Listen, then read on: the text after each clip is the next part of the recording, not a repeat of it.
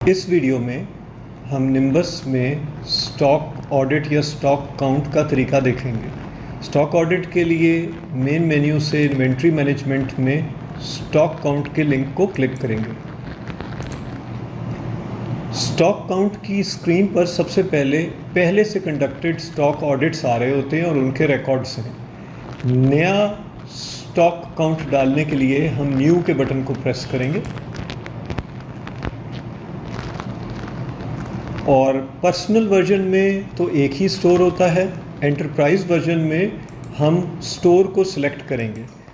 वाज़े रहे कि यहाँ पर वो स्टोर आ रहे होते हैं जिनकी आपको ऑथराइजेशन होती है। अगर हेड ऑफिस का यूज़र है तो यहाँ पर हेड ऑफिस कंट्रोल्ड स्टोर नज़र आ रहे हैं, और जो ऑटोनोमस स्टोर्स हैं वो सिर्फ उस स्टोर का यूज़र जब लॉगिन करेगा वो उधर ऑडिट डाल सकता है।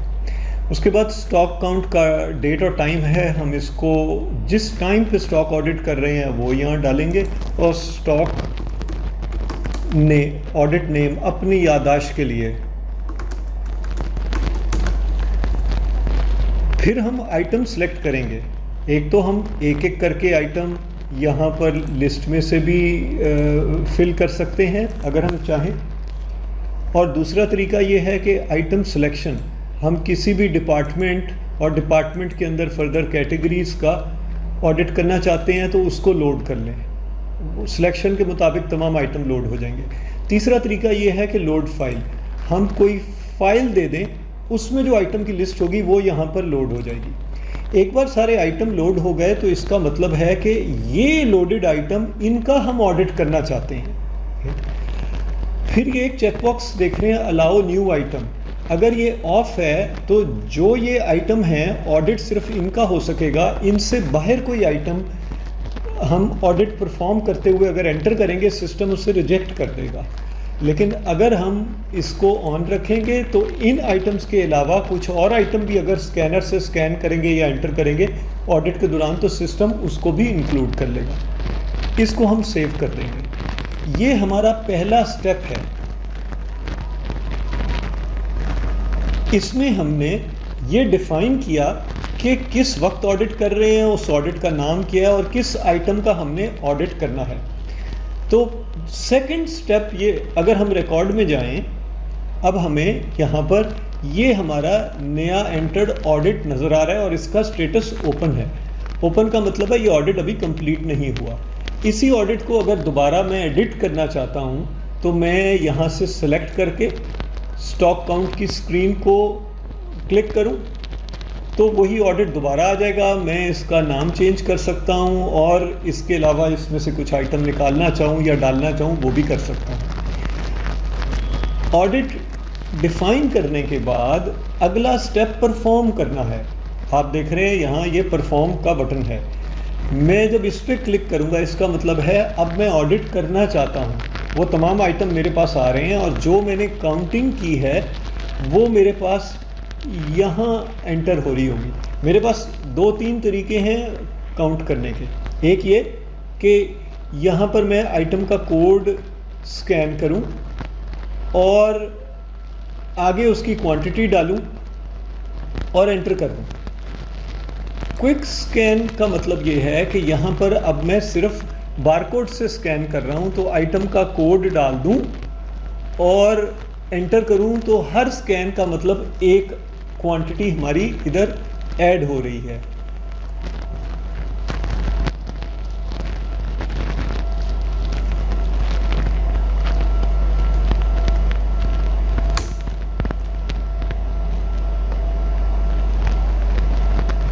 जिस तरह अभी मैंने आइटम का कोड सेलेक्ट किया और एंटर किया तो क्वांटिटी मज़ीद ऐड हो गई।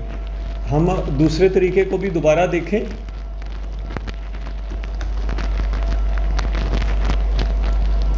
ये हमने कोड सेलेक्ट किया, उसके बाद इसकी क्वांटिटी दी और काउंट के बटन को प्रेस किया। अब सिस्टम मुझे कह रहा है कि ये स्टॉक काउंट का पार्ट नहीं था जब मैंने स्टॉक काउंट सेव किया। मैं इसको यस करता हूँ तो वो भी अब एक और आइटम स्टॉक काउंट में ऐड हो गया और उसकी क्वांटिटी भी ऐड हो गई। तो ऐसे मैंने क्वांटिटी की। इसका एक तरीका ये भी है कि मैं एक फ़ाइल के अंदर आइटम को डाल दूँ, ये तमाम काउंटेड क्वांटिटी, उसमें आइटम का कोड और कॉमा लगा के उसकी क्वांटिटी, ये मैं एक टेक्स्ट फाइल बना लूँ या CSV फाइल बना लूँ, उसको मैं यहाँ चूज़ फाइल से लोड करूँ तो वो सारी काउंटेड क्वांटिटी इसके अंदर लोड हो जाएगी। ये फ़ाइल के थ्रू ऑडिट करने का तरीका है।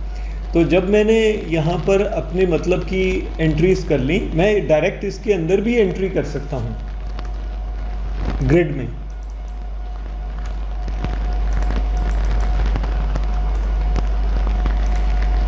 और मैं सेव कर दूँ। ये जो ऑडिट परफॉर्म करने वाला स्टेप है, मैं ये मल्टीपल टाइम्स कर सकता हूँ। यानी अब मैं रिकॉर्ड्स में अगर देखूँ तो मुझे अपना ऑडिट अभी भी ओपन नज़र आ रहा है। मैं इसको सिलेक्ट करके परफॉर्म के बटन पे जाऊँगा तो जहाँ पर मैंने छोड़ा था, जितने काउंटिंग की थी उसके आगे मैं मज़ीद काउंटिंग कर सकता हूँ। यानी जितनी बारी भी मैं इसको सेव करूँगा, जो एडिशनल इन्फॉर्मेशन है वो सेव हो जाएगी और ऑडिट अभी ओपन ही। जब मैंने पूरा काउंटिंग कर ली, उसका अगला स्टेप ये है कि मैं रिव्यू के बटन को क्लिक करूँ।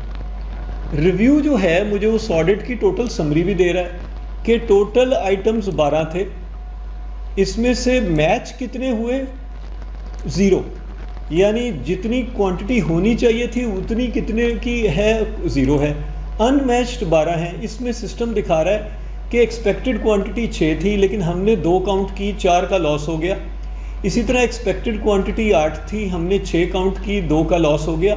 हर आइटम का इस तरह बता रहा है। तो टोटल क्वांटिटी लॉस भी बता रहा है, टोटल अमाउंट लॉस भी सिस्टम बता रहा है।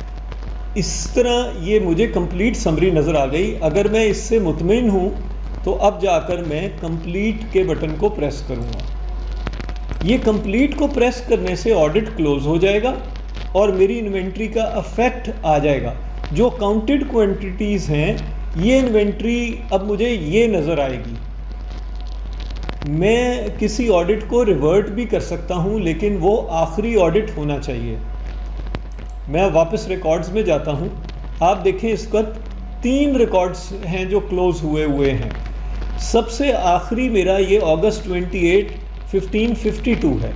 इससे पिछले रिकॉर्ड में जून को देखता हूँ, इसको सिलेक्ट करके रिव्यू करूँ तो मुझे उसकी भी रिपोर्टिंग सारी समरी आ गई।